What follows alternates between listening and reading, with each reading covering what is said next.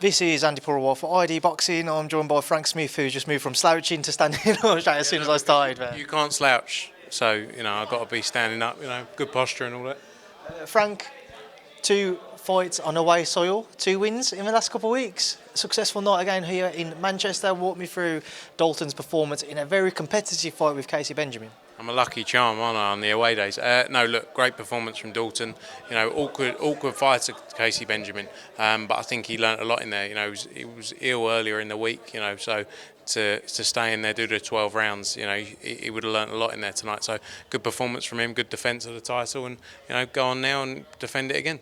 I mean, it wasn't kind of well known or kind of knowledge to me that Dalton had been ill last week. Did you guys know about it? I heard Grant say that there was temptations to try and pull him out of this fight. I think it was just he wasn't 100%, but I think as the week went on, he felt better. So the key was getting the fight done. He's been training for a long time for this. He's had a busy year as well. He's had a lot of fights this year, back to back, and I think now he needs a bit of time off and aim to get back in there sort of March time.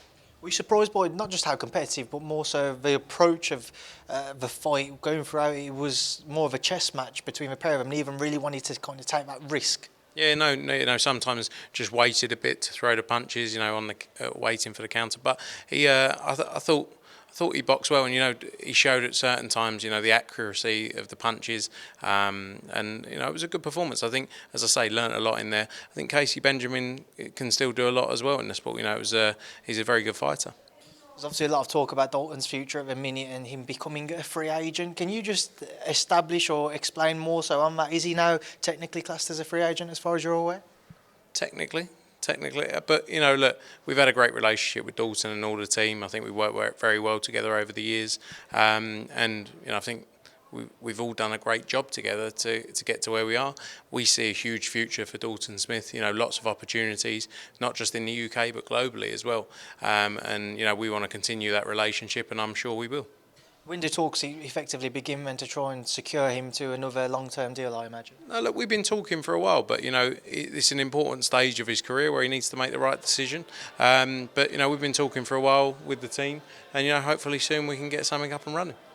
Just away from Dalton, get your thoughts on a couple of other things. An obvious topic which we will continue to be asked about is Conor Benn. Just on that front, we haven't heard anything else further from Conor. Can you tell us as to why that is yet?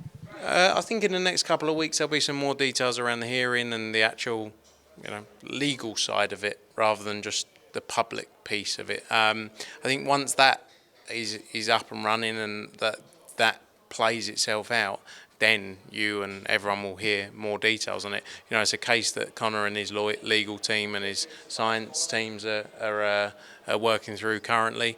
And like I say, as soon as he's ready to talk about it, he will, and he'll be able to give a lot more detail at that point. And hopefully that's only a couple of weeks away. I know you can't really say too much on the topic at the minute, Frank, but just with kind of the last couple of weeks since we did hear any updates, or when Conor spoke to the newspapers and gave his side of as much as he could, rather, are you any more confident about Conor's situation and him being able to clear his name? Yeah, look, I mean, it's a case that he is working through. Even we're limited in the amount we see of it as well, because it's a case for Conor Benn and his team, his legal team to work through. But I'm very confident in the case and the details I've been hearing. Ultimately, it's something that has to play out now, in another manner. And as soon as he can talk more about it, he will do.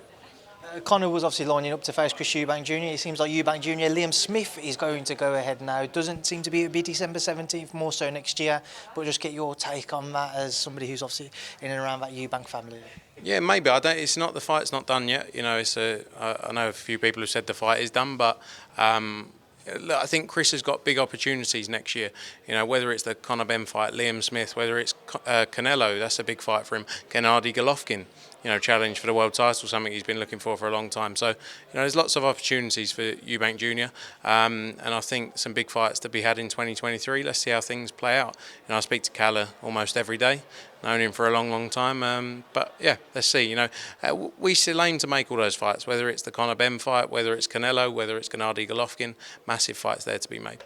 Just one final topic to touch on, Frank, and going up to the heavyweight division. No questions about that. Well, you don't even know. I don't even know what I'm going to ask. But you confuse me. Anthony Joshua has obviously come out that he's been speaking with Roy Jones Jr. No questions about him. All right. Well, that's it. About everybody else can make with that what they will. But AJ, Roy Jones Jr. Just your thoughts on Anthony's comments about looking to team up with him, have a bit of time training with him. See you later. That's the worst thing anyone can hear as an interviewer. Last question. Last question, especially you, because you're addicted to asking questions. Because that's why I'm so good at my job. That is your job, to be fair. I think we were talking about AJ, Roy Jones Jr. Yeah, they were talking a lot in Abu Dhabi the other week. Interesting discussion. Let's see. I think Roy could obviously teach Anthony a lot about both the boxing side of it, and he's been a huge superstar himself, so he's been through a lot of the things that Anthony will be going through now. I don't know too much about it. I haven't seen. I think Roy Jones did an interview about it, but I haven't actually listened to it, so I don't know what's been said. But let's see. Don't get me wrong, Roy was a phenomenal fighter and just as good a coach, but one thing that people kind of concerned with AJ heading into the Usyk rematch was wanting to see him be that old AJ, that aggressive style, and it's not necessarily something Roy Jones would be expected to bring out of him. Are you surprised at all by that decision on AJ's behalf to look to team up with Roy, or at least train with him, not necessarily team up with him? I don't know if he's actually training with him, but let's see. I think it's very early days. And I'm sure he can learn a lot. I think I saw him speaking about it the other day. He feels he can learn a lot now being around different people. So let's see, but I don't think anything's set in stone yet. And then just away from that one, just sticking with AJ, though, this is why you don't get a last question with me, Frank. We'll stay here for another 10 minutes. But on Anthony Joshua, what next for him in terms of a fight? Have you guys got any closer towards announcing something going into next year? Yeah, look, he's going to be back out early part of next year. We were working towards December originally, but the focus now turns to early part of next year. There's a whole host of fights out there for him. So it's going to be a busy 2023 for sure. I think he's interested in seeing what happens with Dillian Whyte against Jermaine Franklin. But there's a number of other fights out there for him as well. And Deontay Wilder fight is a fight as well for later part of 2023 that I'm very confident we can make happen. Something I'm interested by, you've mentioned obviously Dillian Whyte, Deontay Wilder, which would be two huge fights as well at that. But is it jumping straight into a fight like that, or is it maybe somebody like an Otto Wallin who has been mentioned as well in and amongst the discussion? I think he's still ongoing, both the Dillian Whyte potential, but Otto Wallin's another option, amongst others as well. So let's see how things play out over the next few weeks and go from there. All right, Frank, last question. How are you going to celebrate this victory tonight? I'm going to go in there. I'm not drinking at the minute, so we're going to drink a load of water and well hydrate. Well, you enjoy that then, Frank, and I'll speak to you again soon. Thank you for speaking to me and Andi Boxing. Cheers, mate. Good to see you.